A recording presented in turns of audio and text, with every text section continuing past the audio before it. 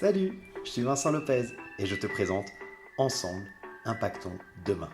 Un podcast qui te parle d'écologie, mais pas que, et pas comme tu l'imagines. Je te propose un voyage stimulant autour de thématiques variées qui me passionnent comme les crypto-monnaies, le développement personnel, le zéro déchet, les nouvelles technologies ou encore la gestion de tes finances personnelles. Quel que soit le domaine, je décortique les actions de notre quotidien en les analysant sous le spectre de leur impact sur le monde de demain. Alors, comment nos choix, nos décisions influencent notre futur et celui de la planète? Quelles sont les solutions pour vivre avec notre temps tout en respectant notre environnement et le vivant de manière générale? Bienvenue dans Ensemble, impactons demain. Salut la communauté des curieux intelligents, j'espère que vous allez bien. Je suis super content de vous retrouver aujourd'hui pour le premier épisode de Ensemble, impactons demain. Je suis tellement excité d'enregistrer ce premier épisode, vous imaginez même pas quoi. Je me sens comme un, je sais pas, Ah si, je sais. Tu sais quand tu te réveilles le matin, un matin de départ en vacances, et en fait t'as pas dormi quoi quasiment. Tu vois, t'as préparé tes bagages le soir, tu t'es couché hyper tard, t'as un grand voyage devant toi, mais en fait t'es tellement content de partir, t'es tellement content de pouvoir profiter de ce voyage que t'attendais depuis si longtemps, que t'es hyper excité, t'as une énergie qui peut te faire n'importe quoi. Bah voilà, moi je suis dans cet état-là aujourd'hui, c'est top, je suis super super content. Je vais commencer ce podcast en remerciant euh, toi qui m'as écouté, toi qui as écouté l'épisode 0 et qui a permis qu'on passe le premier palier que je m'étais fixé, 100 auditeurs uniques, 100 personnes différentes qui écoutent le podcast. Et grâce à toi, premier jour de lancement, 117, 118 personnes ont écouté le podcast le premier jour. Merci, merci et merci encore. C'est génial. Aujourd'hui, on en est à 157, 158 personnes. Voilà, j'espère que ces chiffres continueront à augmenter hein, grâce à ton aide, grâce à tes partages. Parle-en autour de toi, partage sur tes réseaux sociaux, parle-en à ta famille, tes amis, tes voisins. Bref, vas-y, partage le podcast. Abonne-toi aussi pour ne rater aucun épisode. Et petite euh, explication pour ceux qui n'ont pas l'habitude d'écouter les podcasts, parce que je sais qu'il y en a parmi vous. Hein. Dans les plateformes, en fait, sur la plateforme sur laquelle tu écoutes, tu peux mettre suivre le podcast ou s'abonner au podcast selon les plateformes. Donc tu as juste à cliquer. Une fois que c'est fait, c'est bon, tu seras informé à chaque fois qu'il y aura un nouvel épisode qui sortira. C'est gratuit, ça ne t'engage à rien, mais ça me fait plaisir. Voilà. Apple Podcast, YouTube, ça arrive bientôt. Pour l'instant, ils doivent encore valider les nouveaux contenus et y mettre plus de temps que les autres. Par contre, Spotify, Deezer, Podcast Addict, Google Podcast, même Amazon, tu peux y aller, tu tapes Ensemble Impactons Demain et là, tu peux suivre le podcast. Tu peux aussi aller sur Facebook, il y a une page pour le podcast, tu peux laisser des commentaires. C'est mieux de les laisser sur les plateformes, mais voilà, si la plateforme ne peut pas, tu peux pas mettre de commentaires, mets-les sur Facebook, je me ferai un plaisir de te répondre.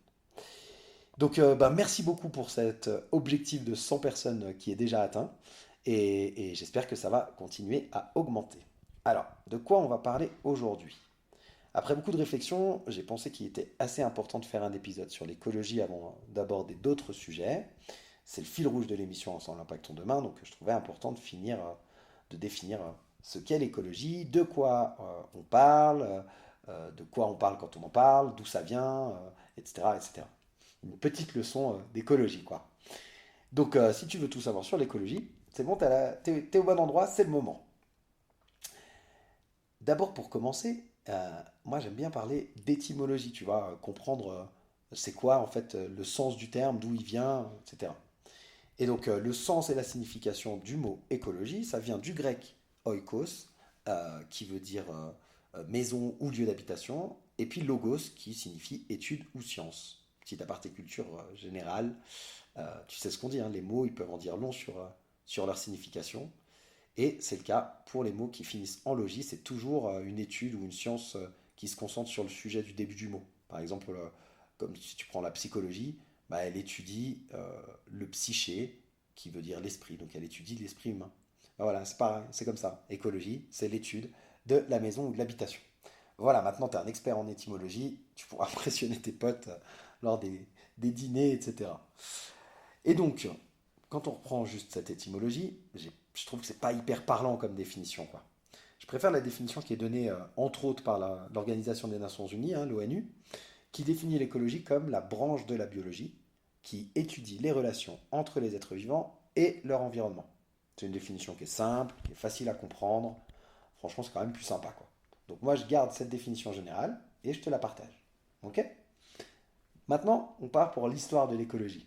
Est-ce que tu sais à quand remonte le terme écologie? En fait, en creusant, on se rend vite compte que c'est un terme qui est assez jeune dans l'histoire des mots. En fait, il a été créé en 1866 par un biologiste et naturaliste allemand, Ernst Haeckel. Alors, je ne suis pas sûr de ne pas écorcher son nom et je m'excuse par avance, je l'avais fait d'allemand. Et donc, M. Haeckel, il a exploré le domaine de l'écologie au milieu du 19e siècle, et puis il a créé le terme écologie en 1866. Donc, tu vois, ça date pas d'hier. Alors, depuis, l'écologie, ça a grandi, ça s'est étendu à plein d'autres domaines, mais voilà, ça vient de là, au départ. Mais, quand on s'y intéresse, ce que j'ai fait pour la préparation de cet épisode, ben, on se rend surtout compte que la conscience écologique, si on veut, ou la conscience pré-écologique, vu qu'il n'y avait pas de mots, elle remonte à bien plus longtemps que ça. Euh, je ne sais pas si tu connais le plus vieux mythe écrit qu'on ait retrouvé, et c'était sur des pierres, tu vois, gravées à l'ancienne, tu vois. C'est l'épopée de Gilgamesh. Donc lui, c'était un roi qui rêvait comment on dit, de pas mourir là, d'immortalité, tu vois. Bref, c'est pas le sujet. Mais en tout cas, dans ce texte, on voit que les auteurs ils sont déjà conscients que le recul des forêts, il entraîne l'aridification de certaines régions, de régions entières, tu vois. Donc ils avaient déjà compris que c'est un écosystème, puis que la modification d'une partie de l'écosystème, bah, ça a un impact sur des régions complètes, quoi. Et là, je te parle d'un texte qui a été gravé sur la pierre, tu vois, et le texte, il date de 2600 ans avant Jésus-Christ, tu vois. Donc ça remonte pas à hier. Non, je te dis n'importe quoi en plus. C'est pas 2600 ans avant Jésus-Christ, c'est Galgamèche là qui est 2006. Mais le texte, lui, il remonte à 13 siècles avant Jésus-Christ. Bref, on est quand même hyper loin, hein. C'est super vieux. Bon, on va se rapprocher un petit peu de nous et on va revenir juste 3 ou 4 siècles avant Jésus-Christ et à la Grèce antique, Aristote. Là, à ce moment-là, Aristote, il nous dit que les Grecs, s'ils doivent partir conquérir les richesses des autres pays, genre de la Perse, c'est parce qu'ils ont trop érodé leurs propres collines à force d'agriculture. Et ça, c'est hyper intéressant, je trouve, de savoir que déjà à cette époque, bah, il y a des mecs qui se sont dit, en fait, l'activité humaine, elle a un impact sur l'environnement, et donc ça a des répercussions. Et là, on parle d'un truc 300-400 ans avant Jésus-Christ. Donc si tu fais le calcul, on est il y a 2300-2400 ans en arrière, on avait déjà cette conscience écologique avec Aristote. Chapeau bas. Ensuite, si on revient bah, beaucoup plus proche de nous, on arrive au début du 19e. Là, on a un scientifique allemand, euh, dont j'ai perdu complètement le nom. Comment il s'appelait celui-ci? Alexander quelque chose, qui lui a été le premier, Alexander von Humboldt. Bon, tu vois, j'avais perdu le mot dans toutes mes notes là. Bref, je m'améliorerai avec le temps, t'inquiète pas. Mais voilà, donc Alexander von Humboldt, en 1807, il a publié un truc qui s'appelle le tableau physique. Et en fait, dedans, il a établi le concept de ceinture végétale. Tu vois, et en fait, c'est un peu les bases de la biogéographie. Donc voilà. Et lui, ça a été le tout premier scientifique à parler de ce qu'on appelle le changement climatique anthropique, c'est-à-dire qui est impacté par l'activité de l'homme. En 1807, il parle de ça. Et puis il l'a rabâché encore en 1831 dans un nouvel essai en disant oh, je vous rappelle que nos activités, il y a un impact sur le changement climatique. C'est fou quoi. On parle de ça il y a plus de 200 ans. Moi je pensais que ça datait des années 60, donc tu vois, je sais pas ce que t'en penses, mais en tout cas, moi j'ai appris des trucs et j'étais hyper étonné. Mais j'étais non seulement hyper étonné, mais j'étais aussi un peu. En fait, je me disais, mais c'est pas possible, l'être humain il est quand même assez étrange.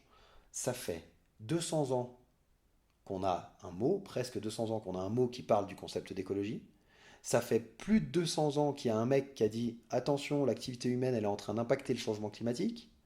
Ça fait je ne sais combien de siècles, on a dit 13 siècles avant Jésus-Christ, le mythe de Gilgamesh là, 13 siècles avant Jésus-Christ, qu'on avait déjà la conscience que un changement à un endroit avait un impact général.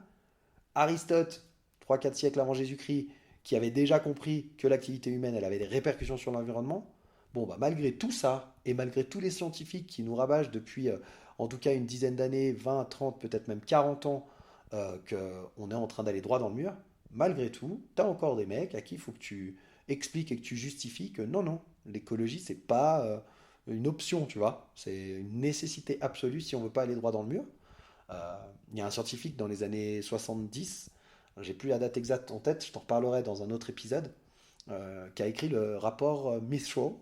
Tu peux te taper sur internet, tu trouveras, bref, qui a fait des projections, qui a fait un boulot de fou. Et franchement, bah, quand tu commences à regarder ce truc-là, ça fait peur.